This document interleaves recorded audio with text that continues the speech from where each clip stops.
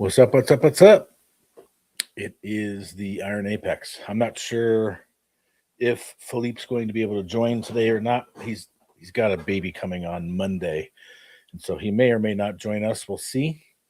Either way, I've got a some stuff I want to drop this week that the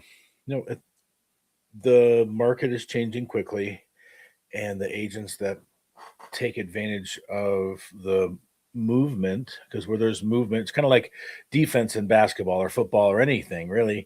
The movement of the defense determines where the opening for the offense is. And so as disruption happens, as things come into the world, which today we're really going to focus, and we've been focusing on AI, like the ability to leverage, use, and take AI into your business and amplify the ability that you have to be productive, to get things done, is really effective and fun and exciting if you can really figure it out. And so, what I would say is we have a top 10 list for today's episode, um, to help you putting together a plan that allows yourself to take advantage of AI. And really, the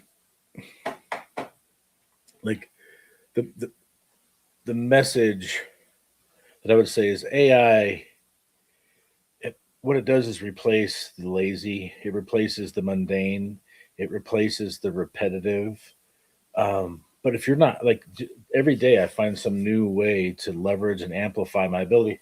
I have today. I spent all day in my home office, and I have my laptop over here running AI initiatives, and I have my desktop AI running initiatives. And so I've in essence been being able to do two things at once all day long because I'm leveraging the power, the brevity, and the depth of AI. And it's really this cool concept of, you know, AI is not going anywhere. And reality is, people are afraid AI is going to replace them. Well, AI is going to, again, replace the lazy. It'll replace the repetitive. It'll replace the mundane. But yeah, man, like I was saying when I was waiting for Philippe, and I had a miscommunication on the time, so that's why he was a little bit late. But everyone congratulate Philippe. Him and his wife are expecting their newest bundle of joy on Monday, and Yep. so that's one of the coolest parts of life. And so we always talk about faith and family first before business. And so we're going to put family first. And so congratulations, bro. It's so cool. Can't Thanks, man. wait. Can't wait to see some pictures. But yeah, bro, I created a top 10 list of things I want to give to the crew, the audience, the groups, and man, even in just the last week, bro, I've had exponential leaps and bounds on leveraging AI, Claude Code. Like I was telling the audience right before you came on, I have my MacBook right over here, and I've had my desktop right here all day. And both of them, I've been running Claude Code, and Yep. both of them, I have basically I'm able to do two things at once or more. Technically, it's three things at once because while they're both working on their own projects, I'm also thinking of what's the next project, what project can I work on and attack. And so I've amplified my productivity exponentially by learning just a little bit. And I would call myself a novice when it comes to AI and leveraging it and everything else. Um, but yeah, bro. So the top 10. Number one is adopt a stewardship first mindset with AI. View AI not as a replacement, but as a tool to better steward your time, resources, and God-given talents. You should be cloning yourself in essence through your AI, cloning your person, so your likeness, your video presence with like HeyGen. So if you haven't used HeyGen before, HeyGen is not perfect, but it's good enough, honestly, where honestly, You can pay to make it perfect though. well, You and can pay or more money and you can go through Synthesia and HeyGen, but you can make it better, but you just have to pay for it, right? yeah. But what I would argue is I don't think it matters all that much. And I think it depends on the person, right? If you're like if you're OCD, I mean, that's why I don't use it, right? That's why I don't clone myself, is because I'm like, plus I like doing it. I like recording, right? Like, you know what I mean? And for me, it's easy. It's the blocks and this and this and that. And I'm never in a situation where it's like, and again, that happens to be, I'm really good at one takes. I just happen to be, maybe that's a talent that God gave me, is I'm really good at one takes. Like if I have a script or I know what I want to say, I can bang out 40 videos in 2 hours, right? Like no problem. Where some people, it's like one video in 2 hours, right? You know what I'm saying?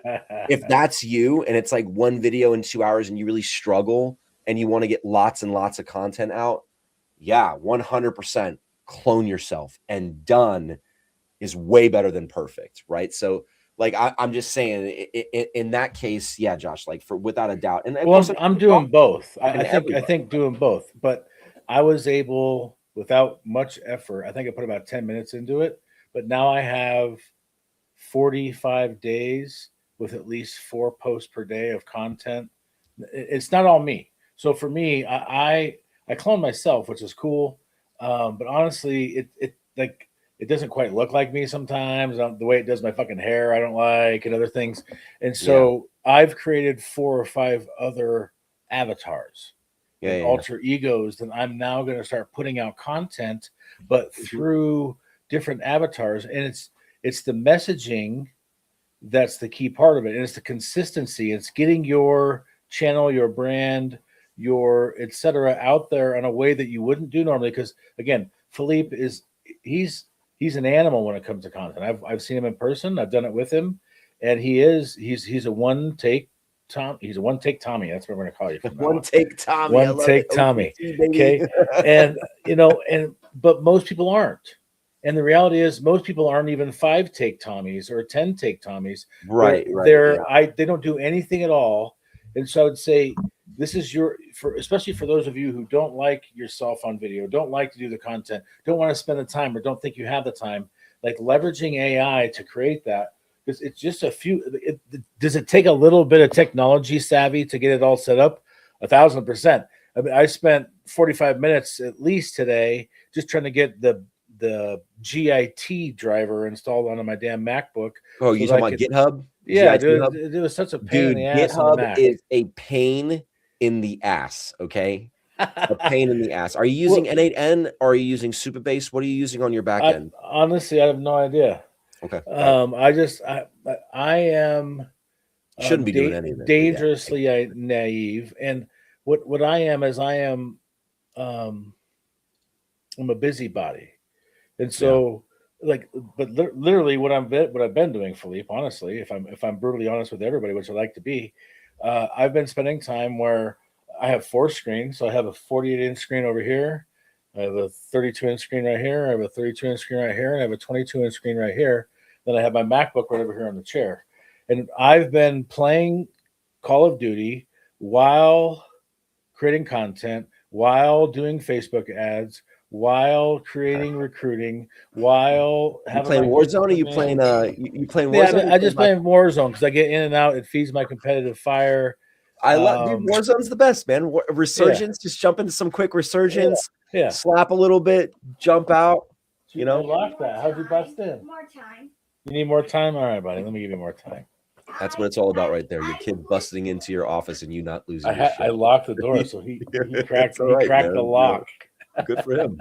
It's not that hard if it's like a builder grade No, lock. You just need I a don't butter know, knife. but I You need a mean, thumbnail. You know no, what I no, mean? no. A thumbnail, you break it in. There's a key. It's an actual key. It's a keyed lock. I updated it. Well, then your But son is anyways, clever. You know, he's a you should be safeguard. proud of him. But yeah, so so number one, it's not that you need to master and leverage AI. I would say, like for me, I have above average computer skills. For Philippe has above average computer skills, and we also have the natural inclination of figuring shit out. Where, but here's the cool part about AI. It's a technology that if you don't know how to use it, the coolest part is just ask it how to use it. Mm-hmm. So, like, just start with go into Cloud, go into the ChatGPT, go into Manus, go into whatever damn AI you're using, Gemini, what I don't care what it is, and say, If you or me, who doesn't know anything about computers, how would you effectively take advantage of using your skill sets? Yeah, it's just simple. Just have a conversation, right, guys? Like I was like, obviously we do a lot of the AI stuff, and I was doing a big webinar the other day for this big agency, this buddy of mine. And we were doing the webinar, and I was walking people through the second phase, or really the first phase, I suppose, of the ground truth statement, where they're building out their whole, profile and everything to put into a GPT. And we were talking about like some of the answers. That's what I was doing. I picked 5 people out of the people that were on this webinar, because we were on there for about an hour and a half. I picked 5 people, and I just went through their questions and answers. And I was like, hey man, I can tell here that you typed this and you didn't speak this. They're like, how can you tell? And I said, I can tell by the result from the prompt. I can tell from the result from the prompt. Yeah. Right. And they're like, how can you tell that? Then I said, I can just tell. I've done this so much that I can tell from the result from the prompting that you surface level answered this question. So it was like I was drilling into them to be in like, what you really want to do, and this is why I tell everybody, where Josh said earlier, I don't care what you use, right? We say that loosely. We do care what you use. Claude Code is the best. By far. I would say use Claude. If it were me, I would just pay for Claude. Give 20. I would say if it were me, $20 a Claude, $20 a ChatGPT. Use ChatGPT for ideation and trash talk, and then use Claude for perfection and professionalism. And I would separate the two things. That way you can just ramble, talk shit, ask dumb questions, the ChatGPT, and get amazing stuff. And for $20 a month. And ChatGPT will give you what you need to feed into Claude to get amazing results from Claude. And then you save everything that matters in Claude, and then keep your ChatGPT messy as fuck, right? Or your Gemini or whatever. So you pay for $40 total investment in a month. Like, if you guys can't invest $40 a month into the future, literally the future, then I don't know. We're not really talking to you. Start over with the next podcast. We start with mindset first. Yeah. We're not talking. Unfortunately, we're not talking to you today, right now, right? Like we are talking. I guess we're talking at you right now. We're not talking with you, right? But we want to talk with you, but right now we're talking at you. But I guess my point is like, we do care like the GPT that you use, but my point was to everybody is like, rather than just using the typing function, use the functionality of using the mic, so you can get used to having a conversation. With it, like your assistant. Yeah. So you have a conversation back and forth. Now, when you don't have a ground truth statement, and we talk about this a lot on this podcast, when you don't have that ground truth statement, you're not building guardrails. When you build the guardrails, it's easier to build skills, right? And that's obviously more advanced stuff. When you get into Claude, is you can build skills, you can start doing layers. And when you build in the skills, you can start building in frameworks. That's like, whenever you have a conversation with Claude, it's always going to ask you questions. So it will converse back with you, so it can pull more from you. And that's what I was telling everybody that was like going through this ground truth statement. I said, listen, when you did it by yourself, you used your own intuition, which is fallible. Because you're going to find your brain, the human brain, is always going to go for comfort. Always. If you do it alone, you're going to go the comfortable, easiest route every time. You are not David Goggins. That's a rarity. When you have somebody that helps you and guides you, usually keeps you on the right path. This is like the benefit of having a doctor or an accountant or a therapist or a lawyer, right? They help guide you and keep you on the path to get into the short. Having a professional gives you the shortest amount of time to getting to your result. That's the point of a professional, right? So when you can train your GPT to then ask you questions back, it helps you get to a deeper level of the original question that you're asking. Therefore, just naturally from opening up, you're going to get a better result every time. So when you speak to your AI and you converse with it, you're able to get so much more out of it. So like, Josh, what you're doing, brilliant. I'm doing something very similar, but you're having multiple conversations with AI. I'm thinking this is going to be an AI talk today, obviously, right? Yeah. And I apologize for being a little bit late. It's okay. And I'll talk shit later on about that. It's a hot topic. It really is. And I think it's so ever changing, and I don't want to hog all this time, but like, I think it's so ever changing that I hit a roadblock, right? And I was kind of like, I was kind of at wit's end on what and how I was using OpenClaw. And I was getting a little bit frustrated with OpenClaw because there's some security protocol risks there. And in our industry, there's a lot of concern for Yeah. security protocols, Yeah, right? that's a So it's problem. like, yeah, so I was like, I got all these Mac minis and I got all this and I got all that. Like, what the hell am I going to do here? Right. So then I just repurposed everything and then just repurposed all of my AI. And I run a lot of my agent and agentics through GHL, which creates some friction and issues. So then we started using Replit. You'll start learning about that when you have GitHub. You have to use Replit a lot of times to connect different apps. So then we're using Replit or Replit, however people say it, right? And now I'm going to use N8N instead with the backend and Superbase, like what we were talking about with Jay. Austin. Yeah, Jay. with Jay, in Vegas, right? So what I did is I put like all my main bots that need to run 24/7 on the Mac Mini, right? Because you leave the Mac Mini on 24/7 nonstop, right? So I have 2 Mac Minis that are on 24/7. One of the Mac Minis has my sales and my customer service. So everything sales, everything customer service, so everything member related, everything new business related needs to run 24/7. Operations doesn't need to be 24/7. Recruiting doesn't need to be 24/7. Content doesn't need to be 24/7. None of that other shit needs to be 24/7. Members phoning in or calling in or wanting information 24/7. Clients trying to get appointments or trying to do business with me 24/7, right or wrong, right? Like that's the 24/7 stuff, right? In any business. So you leave them on 24/7 so they can properly, people will be like, well, yeah, but your automations can do that. But no, but when you leave the Mac Mini on, you can leave computers up. So when you run Claude, run in terminal mode. Always run terminal mode, which means you have the desktop downloadable app. You're not running from browser, okay? Same thing with Perplexity. Run it in computer mode, switch it over. So I run Claude Perplexity mix. I think you're doing Claude Manus mix, right? Yeah. So I do Claude and Perplexity. So I have Claude always do all of its research in Perplexity, and Perplexity then gives it all back to Claude. So that's my put together right there, right? So I have all of that now on the Mac Mini that will be running 24/7 in compute mode. So the amount of work that I can do mobile is insane because you just create a cloud dashboard that you can access on the beach in Hawaii. And rather than it running on the data on your phone, so you're subject to LTE or 5G or Wi-Fi, none of that shit matters because it's just a dashboard. It's rerouting and all the work is being done in real time on your Mac real Mini. computer. Like, right. So then I did it on the one Mac Mini and I'm like, well, what the hell am I going to do with the second Mac Mini? I turned the second Mac Mini into a drip. So if the first Mac Mini overworks, the bots, right, the AI agents will then shift over to Mac Mini 2 and then push the work over there to break it up and even out. And I'm like, that's insane. So that's what we're splicing and building now off of Tragedy, where I was like, dude, I built out these open. It's not like I'm getting rid of the OpenClaw. I'm just parking them. I own them. I built them out. But right now, while they have these major holes for security, I'm just parking them because as soon as they patch it and it's an update, then I'm like, well, they're already built. It's updated. It's good. Back in business, right? Like I love playing with the agents to see what they do. Like I'm so tempted to get a Hermes agent, dude. You know what I mean? I want to try the Hermes. You know what I'm saying? I've heard amazing things. So maybe that's something you and I will do like a shared BDR and see if we can't get because I'm doing a BDR now. That's why I need like a BDR guys. That's appointment setter.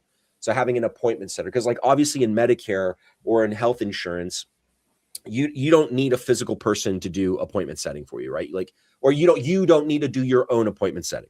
You don't need a licensed broker or a licensed agent to do appointment setting for you. You really don't, right? Like, especially if you're in the broker business, like Josh and me, we're not in the call center business. And being that we're in the broker business, we live and die by appointments, right? We live and die by that. That's our preferred venue of doing business. Yes, we like gathering leads from seminars and from ads and all that shit. We definitely love that. But I think our favorite way of doing business is a business that's like, hey, you made an appointment with me based on an interest from something, and we have a set time that we've both agreed upon that we're going to be there, right? Like I prefer that. Where some people actually prefer, Josh, you know this, some people prefer, well, I don't prefer any of that. I prefer my phone just to ring and me answer it and be like, hey, what do you need? And I'm like, I hate that. I would rather have like a setup time and know who I'm meeting and have some information and have a little prep time. That's just me.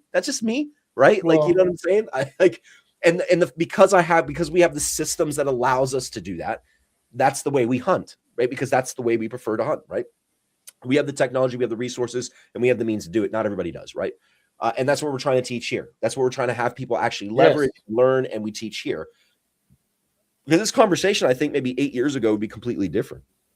I think it would be we'd be talking about way different stuff for sure.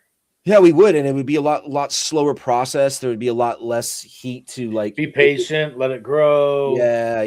I mean, I guess like doctor marketing would probably be like the big cusp thing. It was for like, a while. you know, 8 years ago, 9 years. I mean, yeah, 8 years ago, without a doubt, dude. Right around COVID time, like pre-COVID, COVID, and a little bit post-COVID, dude. Doctor marketing was, holy smokes, man! They were dropping dollars on people, man. You know what I mean? Like they were supporting hard. They're starting to come back a little bit, man. But it's like it's the regulation swing. We're in the regulation swing right now. Yeah, I don't know what you're seeing over in Colorado, but I definitely see some of the stuff happening here in Florida. But you know, those guys are also not messing with AI or any of that. So like they're looking, and you know, the funny thing about that is that opens up quite the opportunity for whoever takes advantage of it and I think not in the health insurance world, but in the health insurance sales world, in the broker world. Whoever takes advantage of really leveraging and understanding AI is going to be the person to introduce and usher that into the MSO and the IPO and the IPA kind of industry, right? The people that are running doctors' offices that kind of want to leverage AI. I think it's going to be us that kind of bring that in because we spend so much time with them and they spend so much time with us, right? So I don't think we've seen an innovation like AI since the automobile, because it was like before that it was like horses, just automobiles. But even when automobiles came out, the horse people all came out and they either didn't do like if you fight the technology that you know is going to win, it just sets up a recipe for disaster. So number 2 on the top 10 list is Master Claude for deep thinking. And so you got to move beyond basic prompts, and you got to use Claude for long-term analysis, strategic planning, and nuanced writing. And so, as an example, let's say you're taking AHIP and you download all the slides.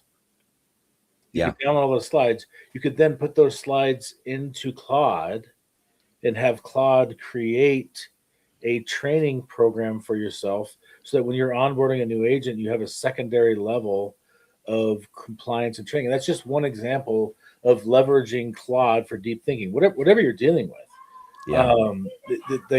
The power and depth of what we have in our hands with Claude, especially like for those of you who have Claude, Fable, I think it's through the 18th. Fable 5, bro. Woo! So you use it up, man. Like I'm using the dog shit out of mine. Stress that bitch out. Putting it to work. Man, like a slave, brother. Like I'm whipping that thing bad, dude. Like I said, like I've got 2 computers wherever I'm at, and I'm running. Man, working. I'm running 2 at all times, and it's okay. I know I'm so bummed out. I've been so busy with all the pregnancy stuff that I'm like, man, I don't have enough time to play on Fable. All right, number 3 is build your AI orchestration layer. And so don't just use isolated tools, connect them.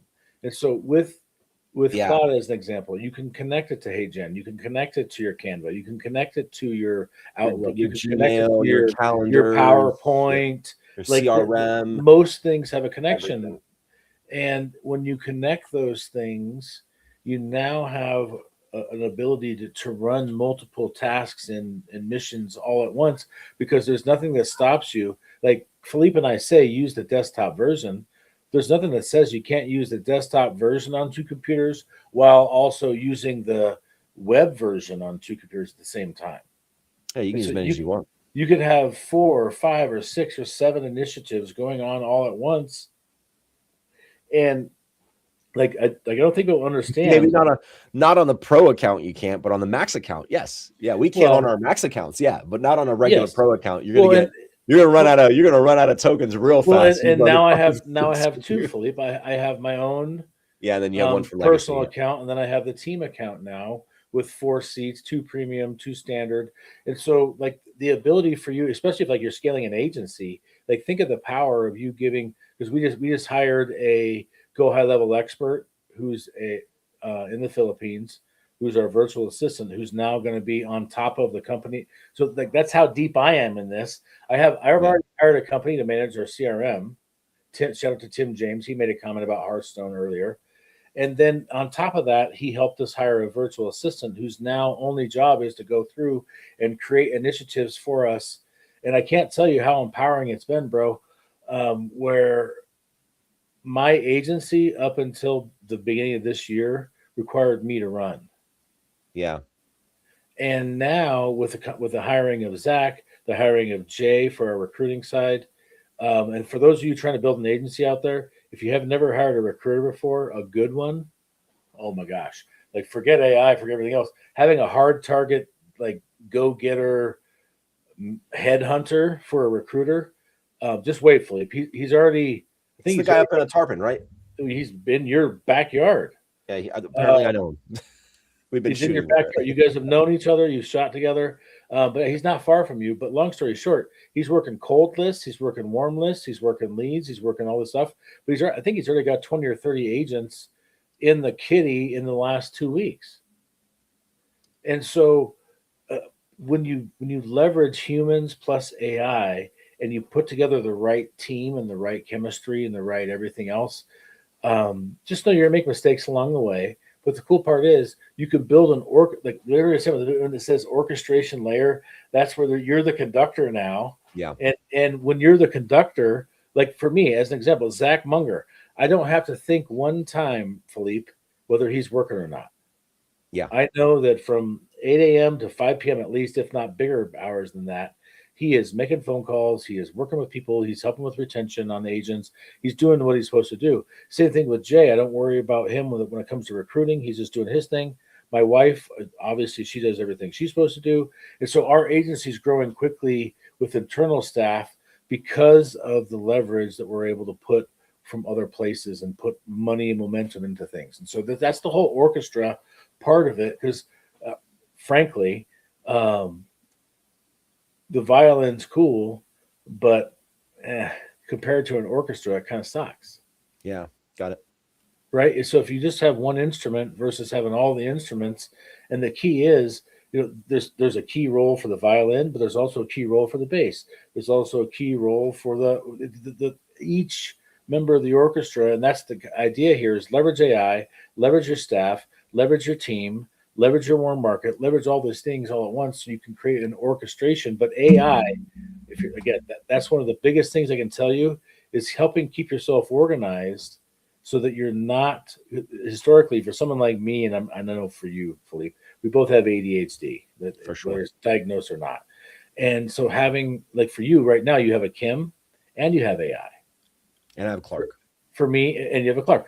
I have a Carolina, I have an Aaron, I have a Zach. So we both have the humans in place, and we also have AI in place.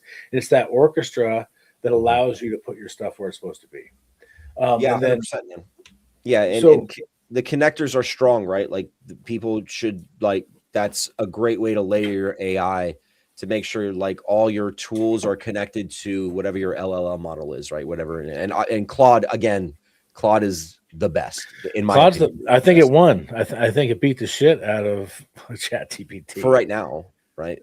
Yeah, I mean, who knows? There's a new one that no one knows about yet that's Yeah. still cooking, and that's the cool part about this kind of stuff. It grows quick. Yeah, it does. It grows exponentially fast. But like to your point with like AHIP, right? Like you could take the slides from AHIP and you could drop it into ChatGPT and this and this and that. And yeah, it goes so much further than that because you can save a lot of stuff in Claude and then have bots reference it for quick data, right? And save on tokens.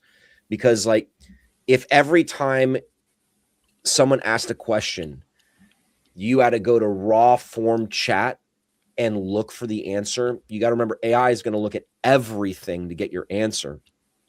Where if you were like, hey, if a question comes in for Medicare, I want you to only look at these files right here, right? Mm-hmm.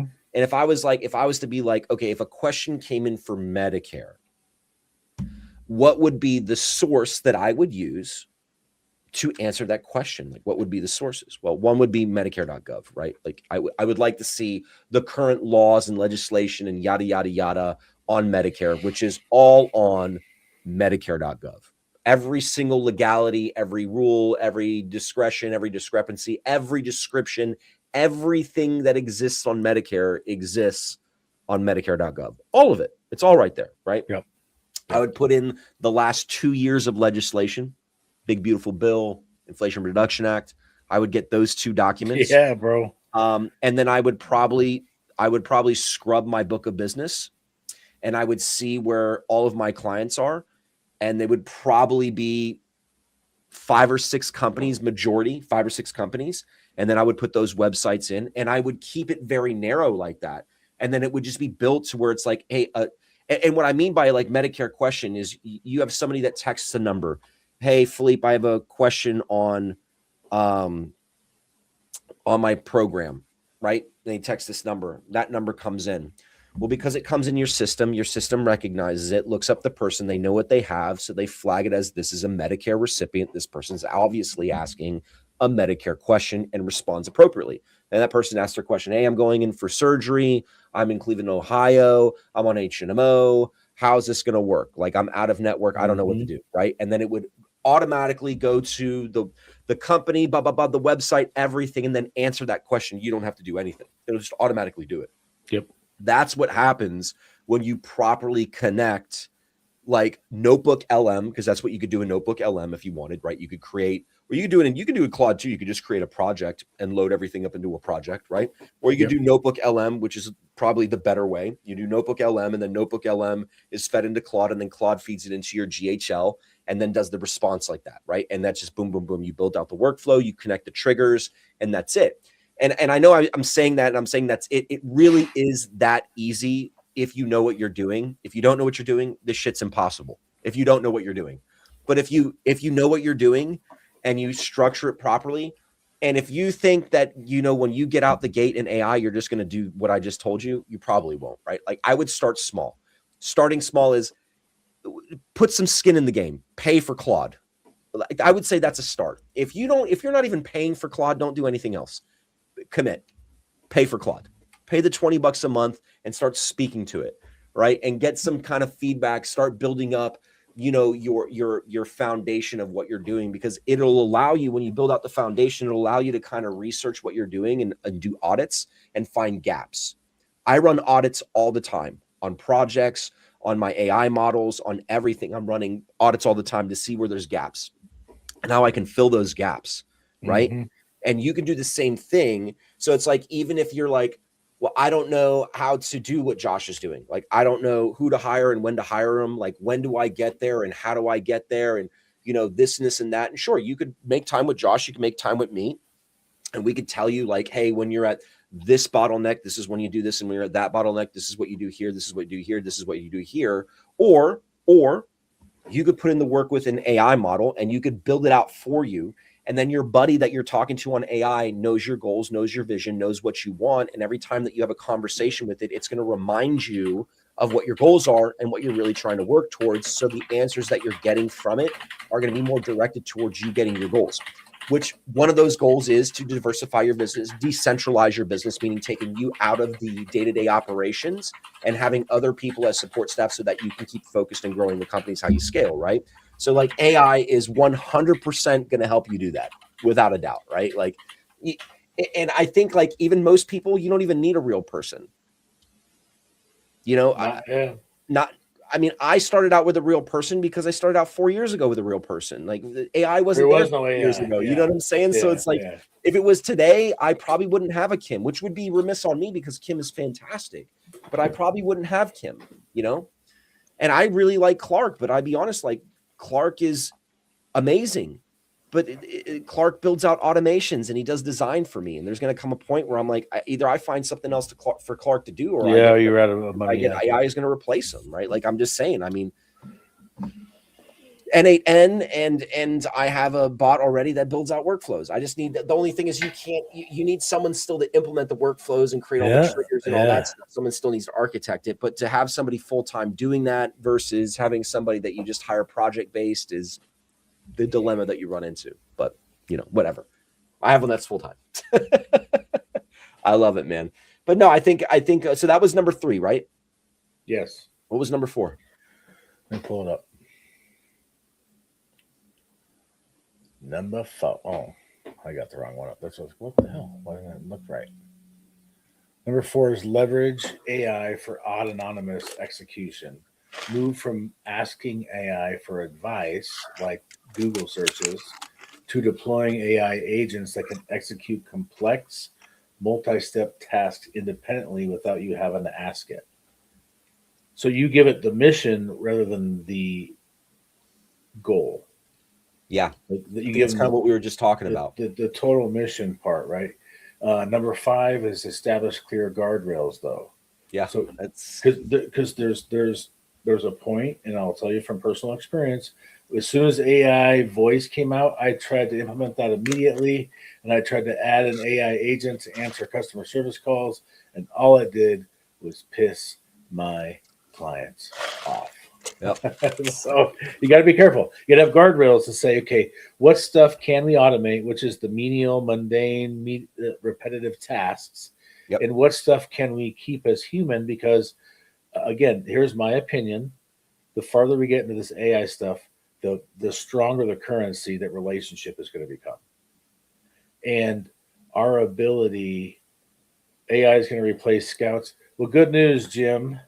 Um, we got a spot for you here in the insurance industry that'll hopefully help you transition to more money and less travel. That's my goal for you, is that you and your beautiful wife can enjoy a retirement where you guys are traveling together instead of you traveling for work. But yeah, AI is going to replace a lot of the mundane, but we got to have guardrails because your human connection, your human relationship, like what for a fact, Philippe, what I know AI can't do. AI cannot do a client appreciation event at the park like I did last Friday. No, for sure not. Like I'm going to do tomorrow. So I have 68, I think it is, coming to a park tomorrow. For my wife's been slaving all day. So shout out to Erin, because we've done these at the restaurant the last 4 or 5 years. I've done these. This year we were doing them at a park, and Erin's making all the food. So now the food is made with love. It's made. We know who made it, how it was made, what ingredients were used, and it's just been a different experience. Now, here's what I'll tell you though: anytime you switch, I switch from restaurants to parks. So guess what a portion of my clients said? I don't know how I feel about it being outside. Right. And so, but again, so it reminds us all that we can't please everyone all the time. Nope. You're never Definitely going can't. to. So, and then create a private knowledge base. Use tools like Notebook KLM to build an AI assistant trained exclusively on your own content, strategies, and principles. As amazing as Claude is, I read your fucking mind and already went over this. I know. It's still public though, right? And so we got to use that part. Automate the friction. Number 8, automate the friction in your workflow. So where you're running into snags, whether it's, okay, I get the lead, but I can't set the appointment, then automate setting the appointment. If that's the bottleneck, that's where AI can help you take a bottleneck. Because let's talk about a bottleneck. Let's just start with a road. Why does traffic exist? The traffic exists because there's more cars on the road than the road was designed to have at one time. That's it. It's the only reason we have traffic. If there's more people on the road than it was designed to carry. So it's the same thing here. If you have a friction in your workflow and you're getting leads, like that's the hard part, right? That's the first hard. I would say there's 8 hard parts, but the first hard part is getting a lead. Yeah. And then from there, the second hard part is getting a hold of the lead. And from there, the third hard part is building trust with the lead. And from there, the next hard part is getting the lead to agree to an appointment, whether that's phone or in person. And then from there, on the appointment, it's getting them to trust you enough to take your advice and get the close, get the application. And then from there, each level has a different level of friction. And for some of us, our skill sets allow us to have, like for some of you, like I have no friction setting appointments. But I would almost bet you if you have no friction setting appointments, then the friction ends up being on the appointment. I can't close the appointment. And then it's about relieving the friction on where am I running into gaps, where am I running into problems, where am I running in everything. And so Philippe and I, we're working on, because we just talked about it with somebody yesterday, we're going to be coming to the market with an AI call review software for Medicare and insurance and life insurance agents, where you can plug you take your recorded calls, because guess what, in our industry we have to record our calls, and you take that recorded call and you give it to AI, and it's going to tell you what you did well, what you didn't do well, where you missed out on opportunities to close, what objections you didn't overcome, what objections you did overcome. And it's going to give you live feedback and coaching and training, as though Philippe or I were reviewing every single call with you, which I recommend to every one of my brokers. Here's what I'll tell you. Reality is probably 0.1% of people. It's not even, it's such a small, minuscule percentage of people who actually record their call and then listen to it. And go back and listen to it. Well, I record all my calls. I don't go back and listen to it. But who has the time? Yeah, I don't go back and listen to it. And that's I have AI give me a report. Yes. That's about as far as I've gotten, as I have AI connected to Claude and gives me an entire report every single day of every phone conversation I had, how it went, what happened, what actionable items I need to worry about. And the only thing I care about is the checkbox, right? That says, what do I need to do? That's the only, everything else I don't give a shit about, right? Because like, again, my AI is trained, so it knows like, hey, Philippe, that's low level. I'm going to send that to Kim. You don't worry about that. Just do what I told you. And I'm like, cool, I'll just do that. I'll just do that. And it keeps me somewhat straight. Doesn't make mistakes. Yes, sometimes, but very rarely. And it's usually like an honest mistake, something simple that it thought maybe it should get routed to Clark and it should have been routed to me. Right. Yep. Number 9, implement role-based AI training. Don't just give yourself or your team access to tools. Train them on the specific outcome-driven causes relevant to their role. And so if you're the Dick Van Dyke and you are the one-stop shop and you're a solopreneur, then AI should be the best thing you've ever freaking seen in your life, because now you can hire a staff without having to pay like people are a bit like the full version of Claude at the highest level is $200 a month for an individual. And so at $200 a month, go ahead. I'll challenge you. Find me an employee who's good, who's willing to work for $200 a month. No way. Not even in the Philippines, brother. Not even in the Philippines. Even the Philippines, they go, hey, F you, Joshua. We know likey. Right. Yeah. And so that's what AI gives you, is now you can pick what roles am I good at? What roles am I not good at? And you can use agent AI and have AI agents where you now have a CFO, you now have a CEO. If you're not good at being a CEO, have a CEO built in, where now you can start to ask questions and build stuff off of it. And that's the whole thing here, is like be very, very, don't use AI like Google search. Like your Google search is your Google search. Yeah, that's what you use ChatGPT for.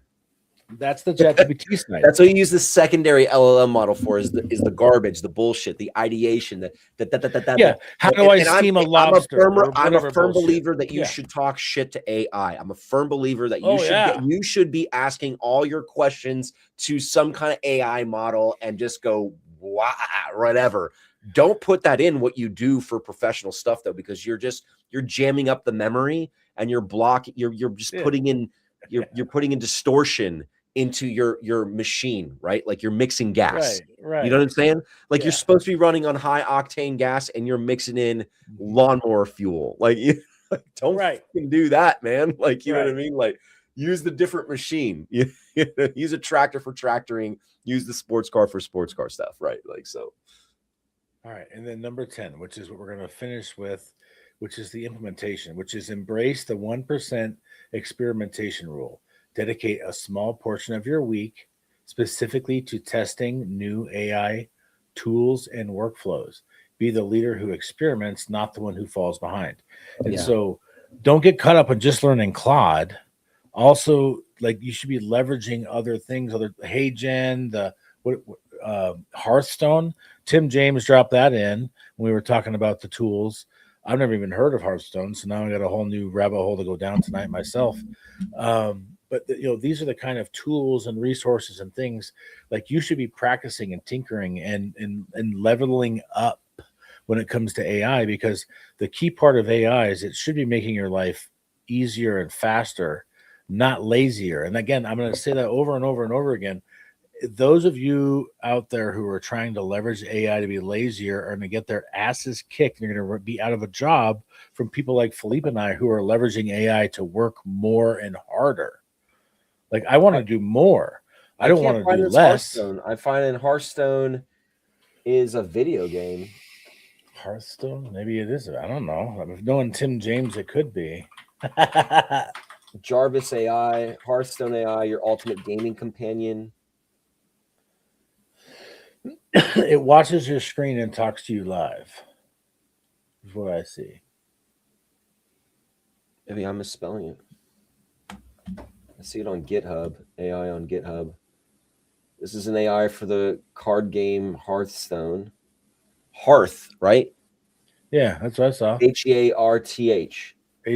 Hearthstone. Hearthstone AI. Oh, it's within ChatGPT. Hearthstone. Oh, got it. I found it. It says strategist with a gamer's edge. So it's still a strategist, but again, it's just another flavor. Oh, it's just like a plugin within ChatGPT. Mhm. I got you. Okay. I Mhm. thought this was like an actual AI tool. Yeah, I didn't know what it was. Got it. I thought it did something like, I was like, oh, what's this shit? You know, like you never know, man. Like Yeah, I look bro. them all up, dude. Like I look them all up and I test a lot of them and I'm kind of like, is this any good? And some of them are very much like they're very shiny object, man. Like it's kind of weird the industry in right now, like with the AI, because like Well, AI is trying to the find AI is everybody's trying to find a niche. oh to yeah, go and it's after. expensive Yeah. and it does like something that you're like, oh my God, this is amazing. And you're like, it's really not though, because it's only doing that one thing. Yeah. And then you're kind of screwed on everything else. And then you have to get all these other layers to complete it. So it's like I was doing it with I can't remember the name of the software, but it was a software that you use to build apps, right? And I was like, okay, let me download it. Let me look at it. And I was looking at it and I downloaded it and I was like, okay, but I can only make apps and I can't publish it from the app. I have to get on the desktop version and I can't publish through that. I have to publish through like N8N or some kind of connector, right? And I was like, okay. And then I was like, well, Lovable like does apps and website and so much more. So I was like, well, let me look at this. So I pulled them both up. I pulled out everything from them. And then I went to Claude and I called in my CTO and I was like, hey man, do a deep dive on both sides of these, use Perplexity and go super deep on this, go in computer mode and let me know which one should I be keeping you here.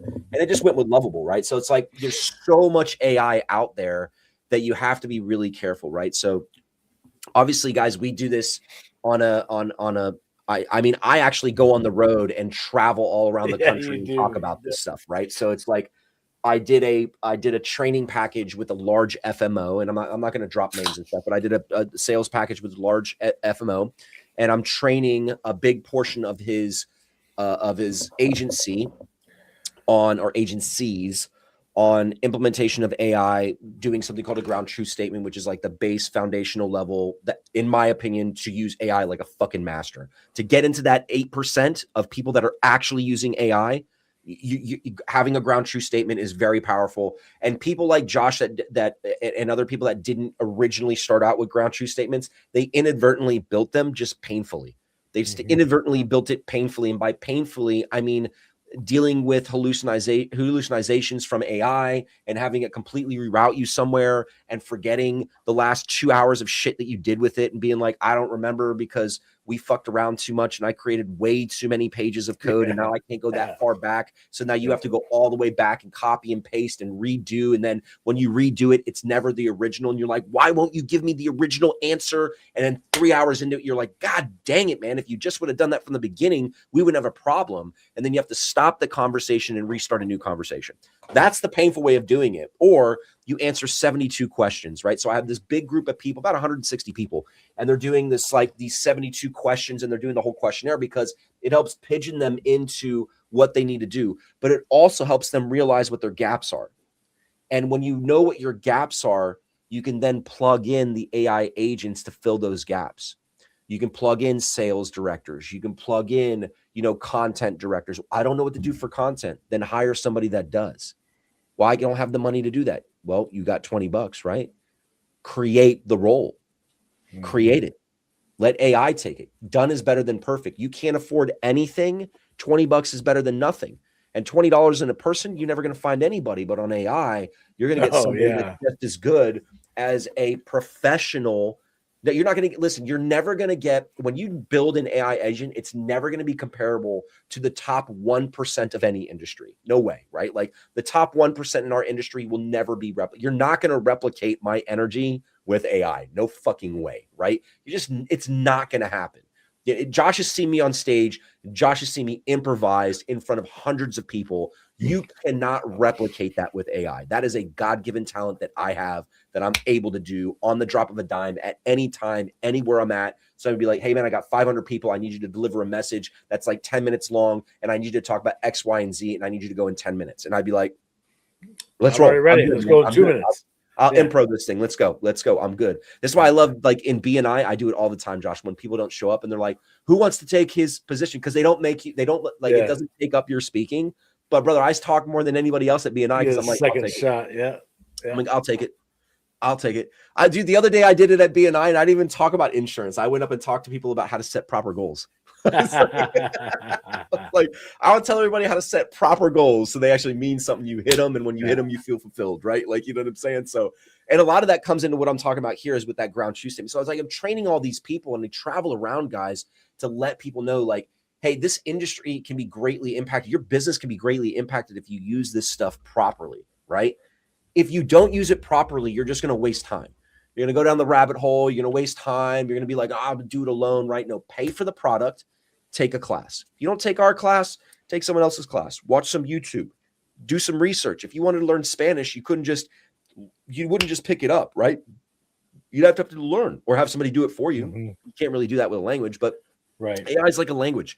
It's a reframing of your mindset. It's really more mindset than anything, right? So I actually do think, Josh, that we should do an entire course on just AI mindset, right? Like, what is an AI mindset versus a beta mindset, right? Because I think if you're not using AI, you just have a beta mindset. You just do. And it's not to be disrespectful to you. It just is what it is, right? You'd rather eat out of the refrigerator, right?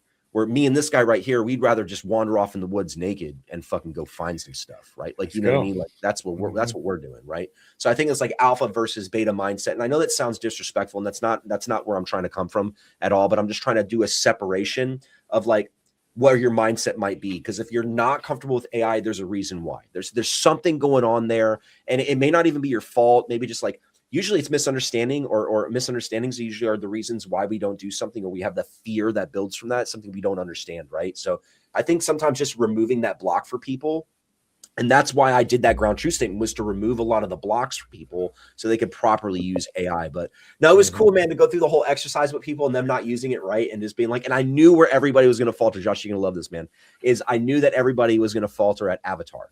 Because I was like, okay, like, you know, phase one is like your story, right? Like, tell me your story. No one really struggles here, especially if they're like 99% of brokers love talking about themselves. Yep. 99%. So they don't struggle there. Yeah, right? people. Where they struggle is honesty. Where most brokers struggle is being honest on where they are, right? A lot of brokers are really good at telling you where they were and where they're going to be, but they're really bad at telling you where they are, right? So when you're building out your avatars, like, who do you really want to speak to? And why is that important for AI to know that? So if you're generating any content or you're generating any ideas or marketing, it's always keeping in mind who you want. Who are we talking to? Yeah. Exactly. Right. Yeah. So you would have people that would be like, you know, who's your ideal avatar? Someone that's turning 65. And that would be their response. Right. And I'd be like, yeah, that's not an avatar, right? Like, that's just a giant demographic. Right? Like, what we need a geographic, we need a psychographic, and we need a demographic, right? We need the 3 graphics on there, right? Like, what's this person? What's their name? Where are they from? Where do they live? How much money do they make? If they're retiring and they're turning 65, where did they work? How much income did they make while they were working? And what is their income now that they're retiring? Right? What are the things going on? The key thing about an ideal avatar is this, guys. It's not the person that you want to sell to. It's the person that you're currently selling to right now that you would like to multiply by 100. It's your current favorite client, not the client that you want to sell. Because, like, here's the thing. If you ask me and Josh, and Josh, actually, this is more his avatar than it is mine. And that's only because it's so crazy, guys. Even for me, the smallest degree of change can make the biggest difference in your life, right? So everybody's ideal avatar, when I first meet him, is like someone turning 65, has tons of money, doesn't have a financial planner, wants an annuity, wants life insurance, like all this stuff. And I'm like, yeah, great avatar. I said, how many of those clients do you have now? And they're like, well, none. And I said, well, then that's not an ideal avatar for you. And they're like, what do you mean? I said, because you don't have any of them. So it's not ideal because you don't know how to handle it. So if I gave you one, how would you handle it? Right? You maybe fumble through it, but you don't know how to handle that. Plus, you can't really market to that because you don't have any success stories in that arena. So that becomes tough. So what that becomes, you have to understand the delineation here. There's 5 kinds. There's 5 avatar types that I look at when I do these things. Avatar 1 is your top avatar, your ideal avatar that you would want 100 of. 100 of. I want 100 of Tony Gambino. Love this guy. He's my favorite. Love Tony. Tony's the best. I want 100 of Tony. The second one is, who would be your second favorite? If Tony could bring a friend and you could clone that person too, who would it be? And the third person is, if that person could bring a friend, who would it be? Right? Not if Tony could bring 2 friends. If Tony could bring 1 friend and that 1 friend could bring 1 friend. See, I separate them and I give them all 3 names. So I have 3 ideal avatars that I'm currently selling to right now that I would want to encompass 80 to 90% of my book of business with these 3 kind of characters multiplied times and times and times and times again, right? The fourth one that you look at is the one that you don't want. The nightmare. Who's my nightmare? I don't want this person. This person sucks. It's the worst thing ever. Don't want this person. This is a red flag. This is avoidance. This is a hang up the phone. This is don't ever call me again. And the 5th one is growth avatar. Who do I want to meet? Who do I want to sell to? Who do I want to aspire to become? The future, the projection of what you want your ideal client to be. Knowing where you are and where you're successful, knowing where you are and what's blocking you, and knowing where you want to go is everything in navigation. And at the end of the day, AI is just simply a GPS to getting you to where you want to go with the least amount of friction possible. That's really what AI is going to do for you guys. Right? Google Maps is worthless if you don't have both the location you're at now and the destination you're trying and your preferences and your fucking preferences. Do you want to avoid tolls? Do you not want to avoid tolls? I want to go to Waffle House. I don't want to go 75 miles an hour. I would rather, and listen, Josh, I'm retarded, right? Like I can't say that. Oh my God, I'm offending somebody. I'm different, right? I would rather take an extra 2 hours to get to where I'm going to avoid traffic. Because it's not the time that bothers me about traffic. It's the stop and go, stop and go, stop and go, stop and go, stop and go, stop and go, and the feeling of no control. You see, when I'm in traffic, I can't just pull over and take a piss, right? If I'm just on a longer road trip, I can pull over whenever I want. I can take a break if I want. I go to small town, and usually it means I'm going through small towns. I like small towns because I like diners. I like small diners. I like Waffle House and small diners. I don't want Publix and big things and Walmarts. Like, I don't care about none of that shit. Put me on an old highway. I don't even like being on the interstate. So it's like, it's where you want to go, but how you want to get there too, because preferences come into matter. But that's like the thing with AI is that's why I'm saying you build out these avatars of who you want to be and who you don't want to be. When you build out the avatars, you're going to find gaps of why you're not getting the growth. Why am I not getting this growth avatar? Have a conversation with AI and find out why.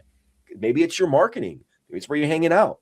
Maybe it's your mindset, right? Like there's all these things that can contribute to it, but AI will help you find those gaps, guys, as long as you let it and you build it that way. So like these 10 things we just went over, if you were to implement those things, amazing. In fact, just take this call and get the transcript and dump the transcript into AI. You go and have it build you out a plan. Here you go. That's your homework. Just take this transcript and dump it into AI. That's right, bro. Cool, bro. Yeah, we're at it. We're at 59 minutes and 52 seconds right now. So again, we're going to be back 2 weeks from now. We're going to be doing these every 2 weeks, these long forms. We're coming out with a school. We're coming out with training. We're coming out with an AI call monitoring system.